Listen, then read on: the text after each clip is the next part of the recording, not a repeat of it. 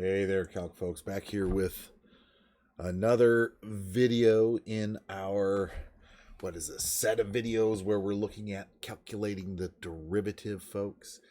And where we're at is we have been looking at some advanced calculations of derivative calculations, right? We've been looking at, in our last video, the case for the product rule. When we have two functions being multiplied together and we're interested in what would be their derivative value.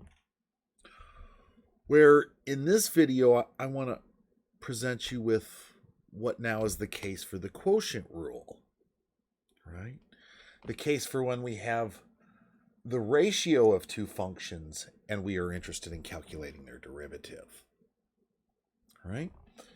Here is the setup for the quotient rule, right?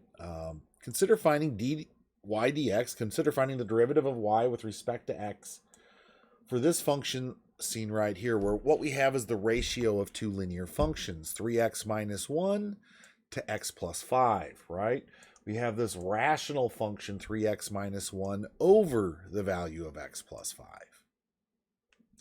And we're interested in calculating its derivative. And to calculate this derivative, right, using a rule we could develop, well, that would be using what we call the quotient rule, right? We could get away with calculating the derivative of this function without using the definition of the derivative by using what we call the quotient rule. The quotient rule says that if we assume f and g are differentiable, which they are, if we think about our function 3x minus 1 over x plus 5, those two linear functions are certainly differentiable, right? 3x minus 1 has a derivative of 3. X plus 5 has a derivative of 1. They're both differentiable. So assume that we have some differentiable functions in a quotient, f of x over g of x. And we're interested in finding their derivative. Well, what the quotient rule says is that that derivative is equal to this result seen here on the right-hand side. Where this result, you can take note, is not very intuitive with respect to the process of division. This is a formula that we probably have never seen before, where we're looking at finding the derivative for the quotient of two values. If we take a moment to analyze this calculation, right, the numerator looks a lot like the argument or the calculation that we saw back for product rule. We are taking the derivative of one function times the other and taking away from it the one function times the derivative of the other. Here, it does involve a difference where, if you remember for product rule, that involved a sum. Other than that, those are almost the exact same statements. All right? So we have this product of f prime with g, and we're taking away from it f times g prime. And what we find in the denominator of the result is going to be just our function found in the denominator of our argument for the derivative, g of x, where that quantity is going to be squared in value. Right? Not much of this is very intuitive as to why this would be the derivative of a quotient. And we will get into the proof after we look at an example. I'll show you where that formula comes from. But let me show you how to apply the formula first, right? Here we are looking at the case where y equals 3x minus 1 divided by x plus 5. And we're interested in finding dy dx, which is the derivative with respect to x for that quotient. Where in that quotient, we should be able to spot what we could call f of x, the value in the numerator, that being the value 3x minus 1. And we should be able to identify the value in the denominator, the value we call g of x. And that is the value of x plus 5. Right? Once we identify f and g, to finish gathering the pieces we need to calculate the derivative with the quotient rule, we need to find the first derivatives of f and g. Now, the first derivative of f is a quick calculation.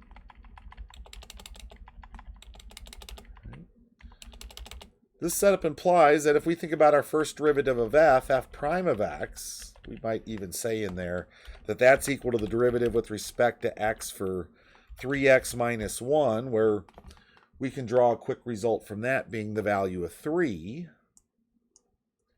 And the value g prime of x comes from finding the derivative with respect to x for x plus 5. Where, again, the derivative with respect to x for that linear function x plus 5 is just the value of 1. Right? With these four pieces, f and g, and their corresponding values of f prime and g prime, we have everything we need to set up this calculation given by the quotient rule. Up in the numerator, we're going to start with f prime and multiply it by g prime. And we're going to take away from that f times g prime. All right, if we bring that into view, I do believe I set that up. So from the quotient rule, this is what we see as a setup. Where above, we have all these pieces. We have f prime is 3. We have g of x, that was x plus 5. We have f, which was 3x minus 1, and we have g prime, which we found to be the value of 1. And we can put that all over g again, which was x plus 5 quantity squared. If I bring that into view, what we would see is something that might look like this initially. We have that f prime times g minus f times g prime, all over the quantity of g squared. Distributing in the numerator to simplify these quantities, right? We can turn the numerator into 3x plus 15 minus 3x plus 1, all over x plus 5 squared, where that statement in the numerator, that expression, will simplify itself into 16. The 3x's we can see will actually zero out when added together. And plus 15 plus 1 add up together to give you 16. So in the end, the derivative with respect to x for this rational function, right, for y equal to 3x minus 1 over x plus 5, the derivative of y with respect to x must be equal to 16 divided by the quantity x plus 5 squared. And we found that by setting up our quotient rule. Right? By setting up this calculation right here with these parts. All right? If we look at a proof, that's what I follow with. Here's the proof. To begin with, we define a function to be that quotient. We start with the function capital H of x being the quotient of f and g. So from the definition, what we have is the limit as little h heads to 0 for capital H at x plus h minus capital H of x, all divided by little h. From the definition of the definite integral for h prime of x, what's going to be the derivative of this quotient? Right? Well, if we substitute in the rational function in for capital H of x, capital H at x plus h will be written as this ratio, f at x plus h divided by g at x plus h. And capital H of x, again, is just f divided by g, all divided by that quantity of h. Now, this is a compound fraction that we can actually start to clean up a little bit by maybe bringing that h out in front as a constant multiple of 1 over h. And then up here in the numerator, we might start to clean up that statement by writing it with a common denominator of g at x plus h times g of x. which would make this first term having its numerator multiplied by g of x to get that common denominator. And this numerator would need to be multiplied by g at x plus h to have a common denominator of g of x plus h times g of x. So with a common denominator, we can generate this statement seen here. Now here's the trick, right? We saw this trick back in the product rule, and we do a very similar trick here. We are going to go into the middle of this statement and add in nothing. But we're not going to quite add in nothing in what the form you would expect. 0. We're going to add in nothing by actually adding in, if we bring this into view, the quantity negative f of x times g of x plus f of x times g of x. Right? What we're going to do is add in nothing here. And the way we're going to do that is we're going to add in f of x and g of x and take away an f of x and a g of x. Right? I am then going to take this g of x and bring it up and group it with this first set of factors and first term in that numerator. And I'm going to take this positive f of x and g of x and bring it back here and group it with this last term. Right? That's what you see happening in the numerator here. And then you'll also notice as I swap these denominators, I bring that denominator out and I bring h in. Right? Now why we do this is because in this first group in the numerator, you can see you have a common factor of g of x now that you can factor out. And in this second group, you have a common factor of f of x that you can factor out. And in fact, not only are we going to factor out f of x, we're also going to swap the signs by factoring out a negative f of x. When we factor out those quantities, right, we'll still have this denominator we swapped out in front, 1 over that.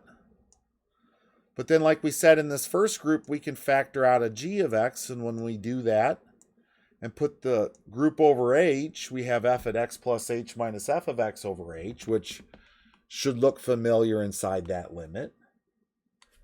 And in the second group, we had a common factor of f of x that we factored out of the group, but we also factored out a negative with that f of x. So what that did was switch the order of the g of x plus h and the g of x. We now have g of x plus h minus g of x instead of g of x minus g of x plus h. Right? We switch the order of that difference, right, by factoring out both negative and f of x. Now all of that is also over at h, which you can see that looks very familiar inside a limit as h heads to 0.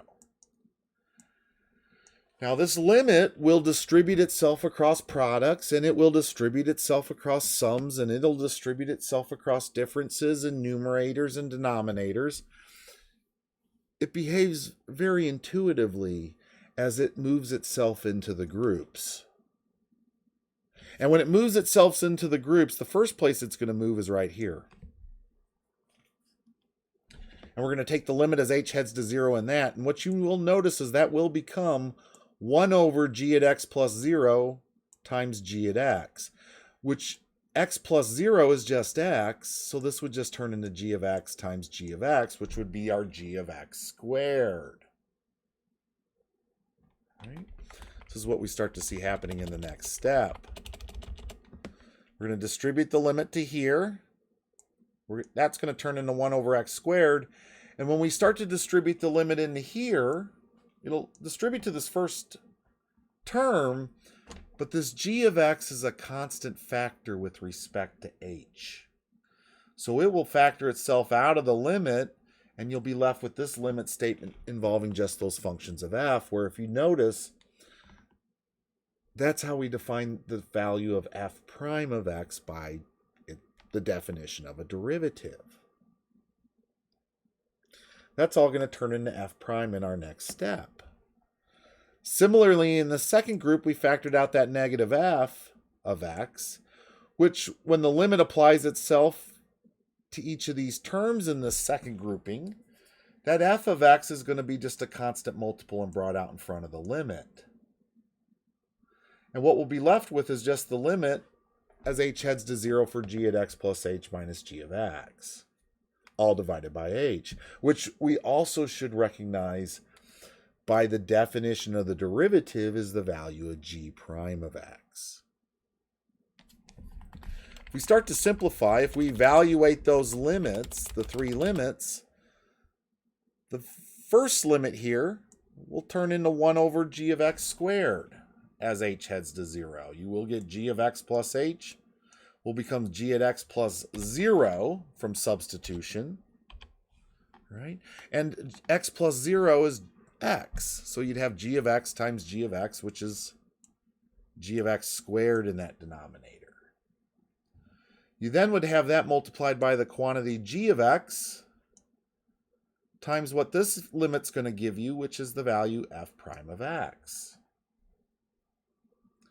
And you're going to take away from that f of x times the value of this limit, which will also give us the value g prime of x. Very similar to how the other case gave us f prime, all from the definition of the derivative. Now, if we just bring this group into now the numerator of the first group and rearrange the factors in each of the terms in the numerator, actually just the factors in the first term. Oh, my apologies. You will see we will present ourselves with f prime of x times g of x minus f of x times g prime of x all over the quantity g of x squared. All right? That is proof of our quotient rule, right? Thus, we probably ought to make a statement there, right? The derivative with respect to x for f of x over g of x is equal to f prime at x times g at x minus f of x times g prime of x all over g of x quantity squared. Right? Thus, we can say that is true. Right?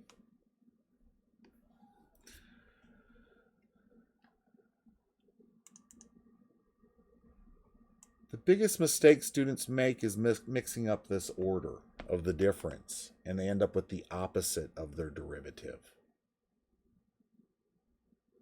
You want to watch the order of that difference. It does start with f prime times g, and then you take away f times g prime. How I remind myself is I always start with my denominator. My denominator is going to be g of x squared. It's just going to be this denominator squared. And then I take the value that I squared in that denominator, and it becomes one of the factors in the first term times the derivative of then the numerator. I don't start with g prime. I don't start with the factor that involves g, or the term that involves g prime. I don't start with this. I start with g of x, which matches the g of x in the denominator that I've already set up. So that's kind of how I keep it straight with myself. Other than that, it is a bit of memorization, or again, just practice, practice, practice. All right. But that is the quotient rule, folks. That is its proof. It's a little heavy there, but I do think I've given you enough step-by-step illustration to show you proof.